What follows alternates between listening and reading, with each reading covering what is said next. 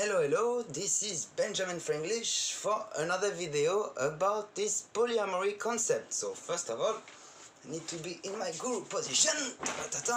Now here I can talk with my new t-shirt, meditation time. Which app do you use? Of Shiva. Okay, so about polyamory, again this short introduction, very fast, very fast, how to say if polyamory is natural or not. I think maybe the question is wrong from the start, because poly comes from polu, poly is many, polu, okay, which is many, and amor is actually from the Latin, polu is the Old Greek, like ancient Greek, amor, which is from the Latin love. But amor comes from, as I said before, eros, which is the desire, the attraction, okay? But this time has two components from the Old Greek. So there's this eros part, and there is the agathos part, which is the values, the principles, the morality, and nobility, and about feelings, how to relate one to another. So agathos. This is agathos. Okay.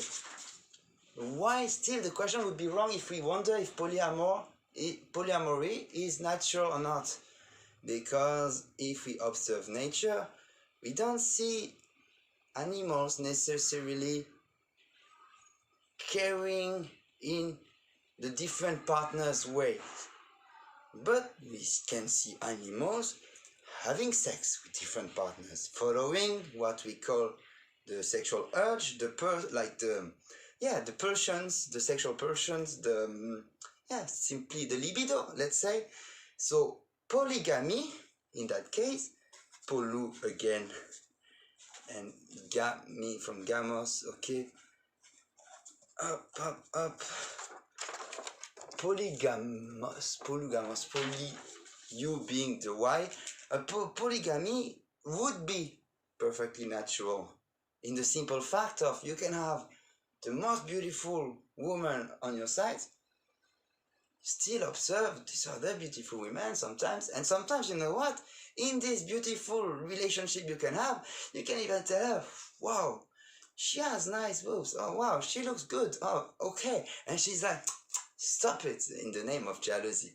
Oh, and she can tell, wow, what a handsome guy. You can, yeah, it's true. And then, it doesn't mean, okay, go with him, or I would go with him. I will turn by and I will also go with him too. Let's try to do something. No, it means simply, you know, that in true nature, following one nature, we admit there are different types of beauties in this eros. And then the physical attraction is here. Following like the simple fact, like noticing that animals would follow different other animals just with instinct and pulsions, go around like the rabbit, he does his business with the she rabbit, I guess, and then he goes his way, dong, he goes all around, okay? But there are some things to observe from nature, and in that case, that's where we can go into the topic about if it's natural or not.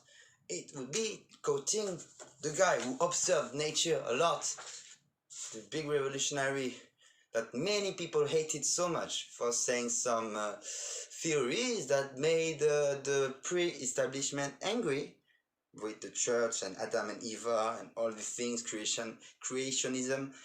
This guy is Charles Darwin. So Darwin, okay, Darwin, a lot of people know him. In the Galapagos, he was observing nature. What he has noticed is that in the name of evolution, species go all their way, but into a competition to know who is the fittest to survive, to go through the evolution this way, and the species adapt to the environment to survive. And they reproduce. They have this urge to reproduce. So to know basically who is fit to get this DNA, who would be the best to mate with, to then have children with, and so on. We see it in nature, this competition vibe. We see it a lot when you see what I call a reindeer's fight in the name of the Bambi, or in the name of like like in the name of the animality we all have inside. Maybe you can sometimes see two guys fighting in the bar in the name of a girl. Something I specifically find stupid, unless the girl really find it romantic that you would fight for her that much with aggressive vibes.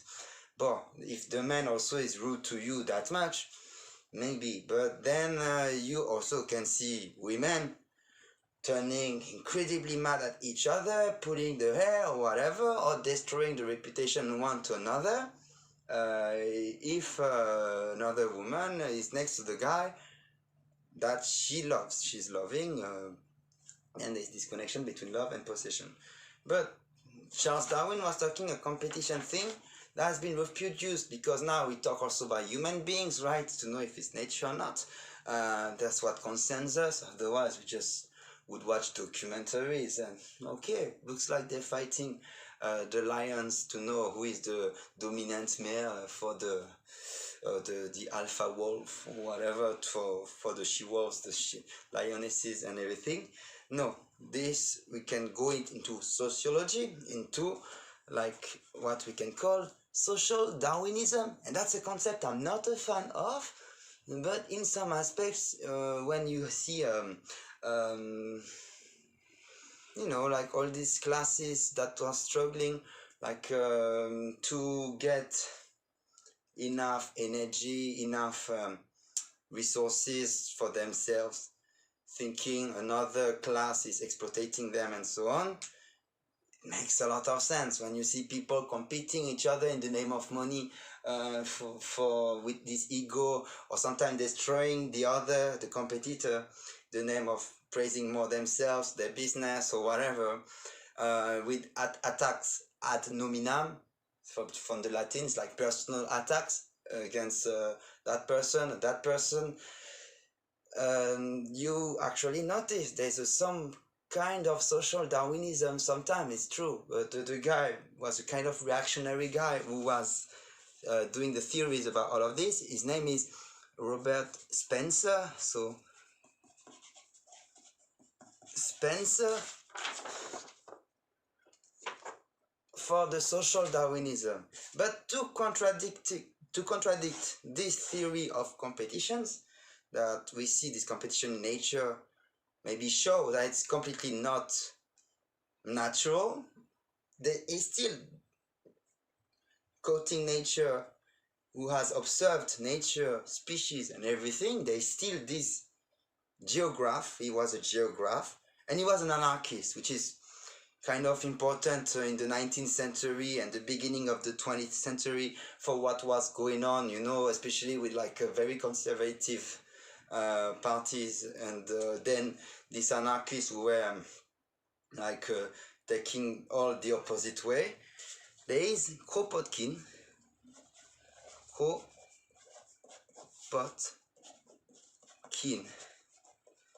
So Pierre Kropotkin, sorry for the E, in French we write him with the E, but Kropotkin without the E is enough in English.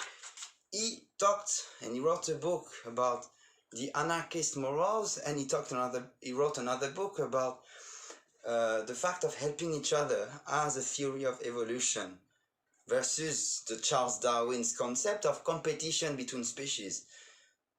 To help each other, as he was observing some animals helping each other, and that was making them strive more through the difficulties thanks to the help. And he was also saying that morality, by saying don't do to others what you would not like them to do to you, was good but not enough. So it's too much the liberal way of morality. He was saying also do to the others what you would like them to do to you. But then can bring some kind of naivete in some aspects, where you get exploited quite easily, because sometimes the more you give, sometimes the more you receive, right? Which is a beautiful theory. But sometimes the more you give, the more people want more from you, and they ask more and more. And at some point, that you're like, why I was too nice from the beginning? Now they may be surprised. They think I'm an asshole from now on, just because I said no 1 or 2 times.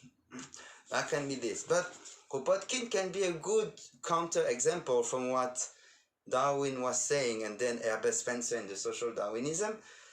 Kropotkin talking about how the fact of helping each other can be beautiful. It has been applied in some cases. I can give the case of also Bakunin, the anarchist of the 19th century, Mikhail Alexandrovich Bakunin, libertarian socialist Bakunin, Russian guy, died in Bern in Switzerland in 1876, who, when he married his first wife in the middle of Siberia, after having got some problems with the Tsar back in the time, Tsar of Russia. He was Alexander II, so far I remember. He married a Russian lady, and at some point he told her something maybe weird for her, but he told her, I'm committed to the mankind, to people kind, as says Trudeau. It's like the whole mankind, like humanity is committed to it. He needs to go, he needs to spread revolution around, to go for his fights, writing God and the State, not like this, actually more like this back in the time, going through his theories, also being a rival of Karl Marx and everything. So he got to go, and he went up to Japan, San Francisco, up to London, but he found a husband for his wife, actually, and he became friend with the husband, the new husband, actually, and he was writing them a nice letters, romantic, strangely, even if he was not involved sexually in this. But if all of this takes effort, is it natural? Normally, what is natural is something that doesn't take effort. The fact that you need to take effort shows that maybe it's not natural.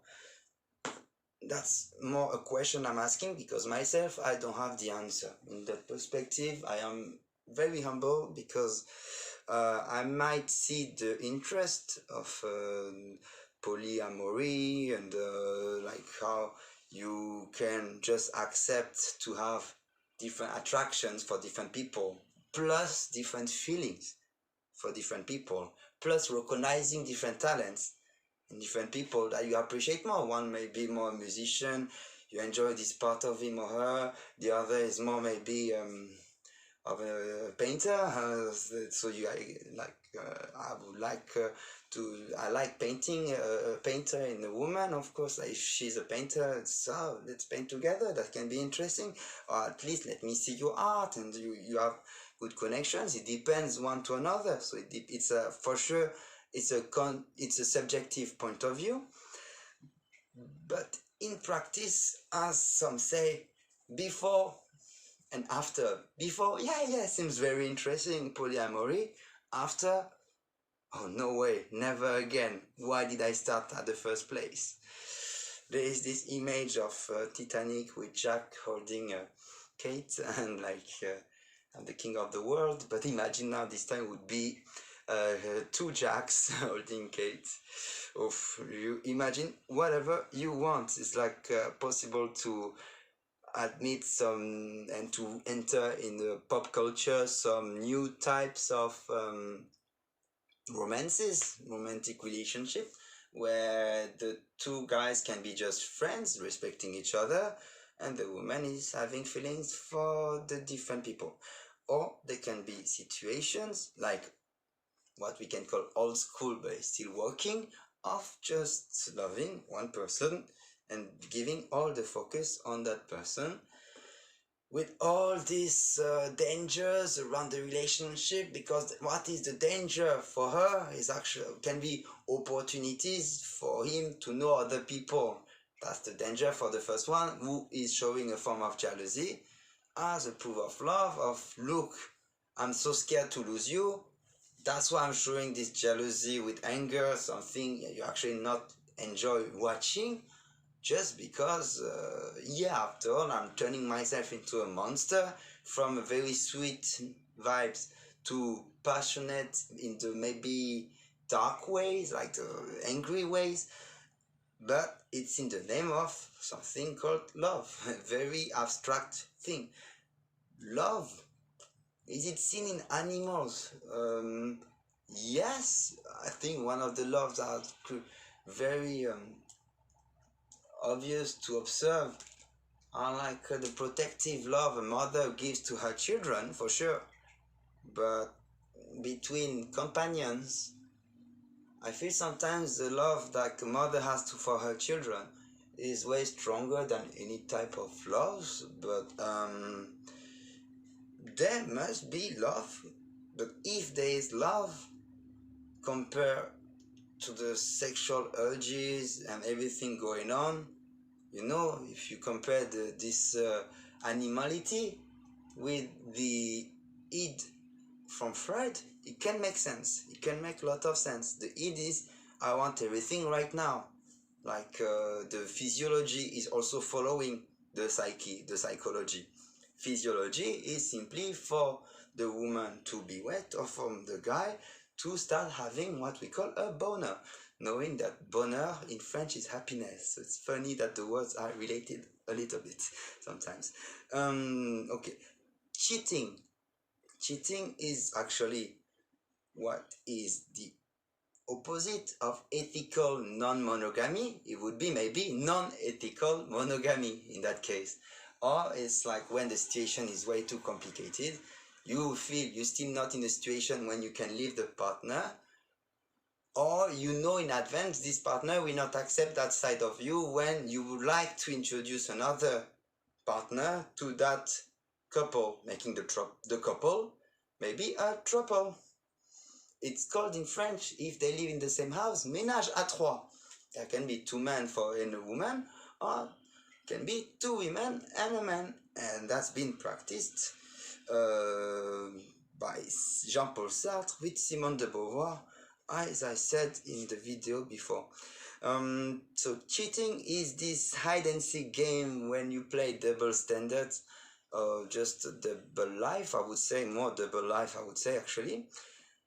When polygamy is when you want to make it accepted in advance, but the problem is like, is it really accepted? Is it natural? For me, what would be the most natural is to expect her to be angry. But so is this anger or this jealousy a natural thing? In the inner us, this inner animal, we wake up suddenly, because we all animals, once the threat is here, or once something you think is not good is going on, or actually, is it something made up by society, nurture? But like, I would say, according to what happens with animals as well, something that seems also natural. So anyway, it seems that we're gonna turn around and turn around without having proper answer to that. Polyandry, as I said before, is poly, many, andros, men, so many men, and the men who accept. Maybe they can play the PlayStation later if they want, enjoy life, whatever. I think if there is some friendliness is good. If there is a logic of competition and ego at some point, knowing we never on the top of ourselves all the time with the logic of performance and everything, it's gonna create a strange race. The insecurities, however, created by the whole thing, can also make the man or the woman get out of this comfort zone, considering that it's granted this man is gonna stay with me for a long time, if not forever, or this woman is gonna stay with me because there is marriage, aka a contract. It's a contract before all, according to the law. And of course, there is like also the idea of engagement, like a commitment that you give, sometimes even in the name of God, in front, like God be the witness, or just your own honor, because you don't have to believe in God to be faithful. Of course not. If you also are faithful just because you are scared of hell, punishment after life, or just then it's maybe not your true nature to be faithful, but you are fighting your true nature just because you know there may be a punishment afterwards.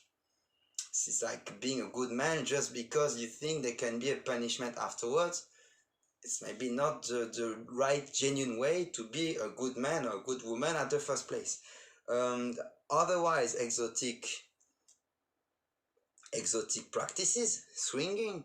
So two couples meet together, and for the moment, like the timeline, and you decide on 3 hours, up to 6 hours, 9 hours, up to them. Huh? And then, okay, the wife goes with the other husband, and this wife goes with you. Can be done. Open relationship. So Jean-Paul Sartre, to talk again about him, was talking about two types of love. He was talking about the main love, amour principal, the main love that he got mainly for Simone de Beauvoir, and convergent loves. Loves that were passing by, convergent. While the main love would be this very stable love that, in that case, Simone de Beauvoir got the 15 years passionate relationship as well with an American writer, while still most of the time actually being with Jean-Paul Sartre. Sounds complicated, but in that case, consentment is king, and the truth comes only from your own experiences. As long as it doesn't make you want to kill yourself, everything you do that prevents you from killing yourself, as said Albert Camus, is a good thing. So if this curiosity, these travels into the mind, through the mind and through the heart, are for you interesting, as long as you think it's not going to be that dangerous, there is a part of imagination. To imagine in advance something would be good or bad for you. This imagination, do animals have it? It's a hard point to have. That's why there's a huge play of imagination as well in love. So this case, if it's natural to be in a polyamory state, looks like not, because it takes so much effort and I would say intellectual work on yourself or spiritual work on yourself, call it however you want. It looks like it's not very natural in the first place. If you also interview most of the people in the streets randomly, you would see their reactions in just a fractions of seconds. Then you can say they had been brainwashed by society, their religion, their family, their conceptions of good and evil the whole time. So there can be also a feeling of thinking, saying that everything natural is good, everything non-natural is bad, to make it different from everything like good is like this according to these rules. There can be 10 commandments and this and that according to what makes your corpus of values, versus everything is bad because of what is defined as evil, malevolent, something bad. So this case, there is also polyfidelity. So fidelity, fidèle in French we say is faithful, is this idea to be faithful to different ones, but once you go with some others that are not included in this equation, this is not being faithful anymore. So it's still possible to cheat in open relationships if you just don't talk about it. Actually, the plan is maybe to talk about it all in advance. But then how can you have this communication between animals if it's about nature or not? Is it like a communication of how you gonna accept that? Please be open-minded. Now I'm gonna go. You're not angry about it. You went also with other male. Okay, I'm not angry about it. All this consentment, is it formulated the same way in nature when you observe animals, or than with human beings when you need to go through a logos? So logos, up from the Greek logos, again these Greeks are everywhere. Logos, the logos. So logos is the fact of giving the speech. It's the speech. The logos is the speech, how you articulate your thoughts into the right words. Just a short thing, Zoroastrianism was always saying good thoughts, good words, good deeds. It was like the religion, one of the first monotheism that came from Persia, current Iran. So again, if there is no logos between the people, how they can be the love according to how it's defined nowadays. So polygamy seems very natural, while polyamory seems not natural. And sometimes also, instead of replying the answer, we can also go for asking the right questions, because starting replying the wrong questions and dividing with intellectualism with different subcategories and subcategories all the time makes it like we are just complicating everything absolutely all the time. That's also something that can witnesses how boring our life can become when we just want to overcomplicate everything. And I'm a fan of being sometimes intellectual and what people call spiritual. Sometimes I'm not a fan of that word, actually. Checking like some truth, having this strong critical thinking, always criticizing my own ideas first, and like wondering, seeing two sides of the coin all the time. But sometimes some questions better be destroyed if they're not formulated the right way. If it's natural, again, doesn't seem very clear. Polygamy, if it's natural, just look at the eyes of your guy when a girl with a nice body is passing by or observing here fast. Okay, then would he play hide and seek with you or admit it to you? Wow, okay, she was looking hot, and she can tell you, wow, that guy was looking hot. Do you need to prove your love in this relationship to be angry about it? Not really. Polygamy is not that much a problem, but you don't even have to practice it. You can practice it as much as you can just say, recognizing there are different attractions. But polyamory doesn't seem natural because of these love feelings provoked by the agathos, which is to care about, to have ambitions with, to have some kind of super ego. According to Freud, again, the id, which is related to the animal side. We talk these animals following their desires of, I want that now, I want her now, I want this now, I want. And the super ego, full of principles and morals, that if you don't respect them, it goes into guilt. And your ego, which is in the between, makes you feel like, I feel I had done a bad thing.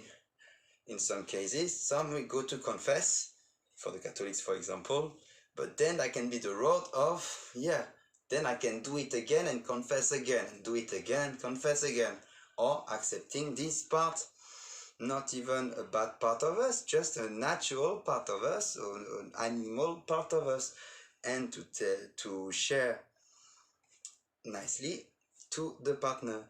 Then co-parenting, good luck for that, but made by society. As long as consentment is here, consentment is key and king, I would say. Consentment is always everything. Everything you make from your own experience that works for you, why would you need to prove to the others this is the right way? But just do it. Enjoy doing it. That is pretty simple.